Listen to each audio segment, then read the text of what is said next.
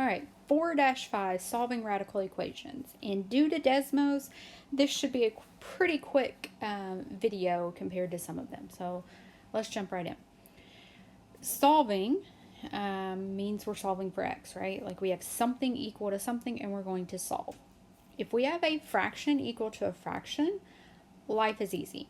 So you're like, but this first example doesn't really look like a fraction equal to a fraction. Well, remember, we can always put whole numbers over 1.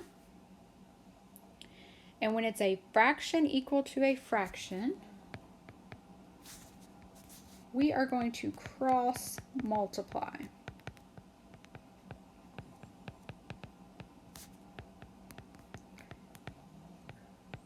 So it's actually called a proportion, and that's why we can cross multiply. So 2 times 1 is 2.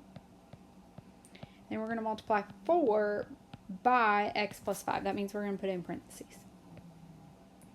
That then means we're going to distribute. So 4 times x is 4x. 4 times 5 is 20.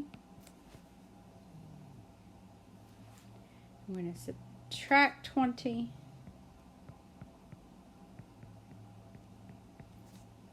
And divide by 4. And that's going to equal negative 9/2, which equals negative 4.5. All right, and you're going, okay, sure, not too bad, still not fun, I'd rather not. Okay, cool. We're going to use Desmos instead, because as I have felt like I've preached to you guys all semester, if you go to Desmos, and you can certainly use it as a solver. So 2 divided by x plus 5 was on the left-hand side. On the right-hand side was just 4. But remember, it will not graph unless you do y equals 4.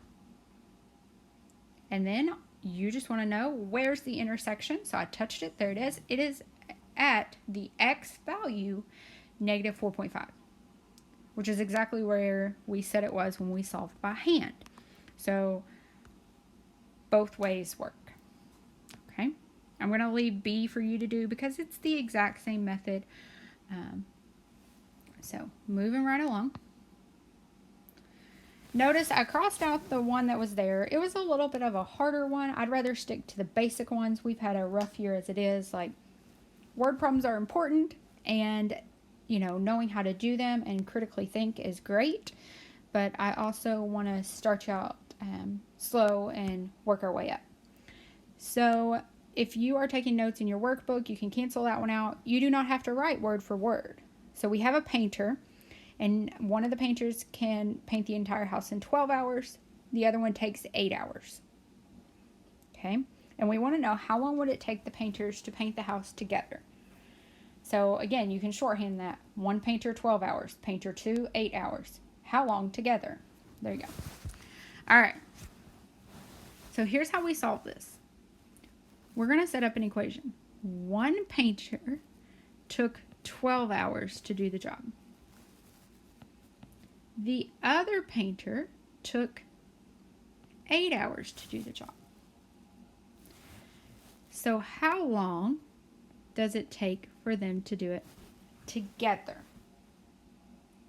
Right? You have 2 ways to do this. Way 1 is Desmos this side, Desmos that side. Find where they cross. That's actually probably the easiest way. The other way you can do that is, what is 1/12 plus 1/8? I know fractions are not all of our friends, so if we're not sure, we hit this little button. It is 5/24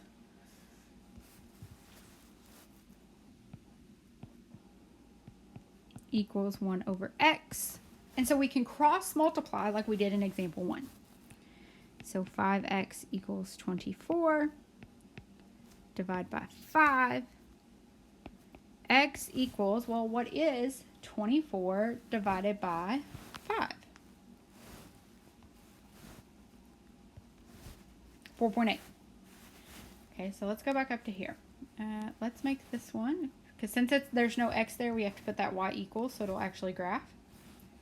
And then the other one was 1 divided by x. Okay, notice the only place that they cross is right there. Sure enough, 4.8, which is exactly what we got when we solved by hand. 4.8 hours to paint the house together. So make sure that that makes sense to you. If one person takes 12 hours, the other person takes 8 hours, we know that the total should be less time if you're going to do it together, right? Like, it wouldn't make sense that it takes more time. So, all right. And the last one, there are complicated ways to solve that. If you are interested in knowing the algebra,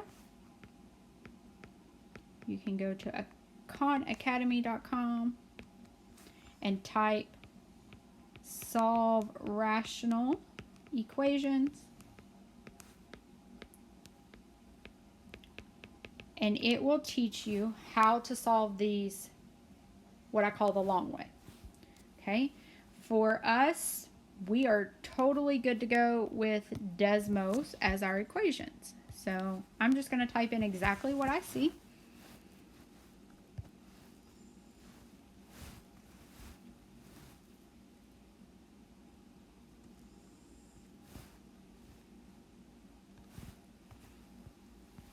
And since they both have x in them, I do not have to put y equals.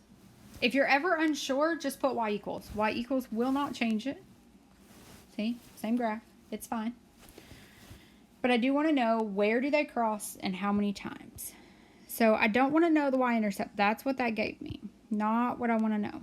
I want to know, where in the world do they cross? Do they ever cross? It does not look like they cross. So what that means is that this answer would be no solution. And that's possible too.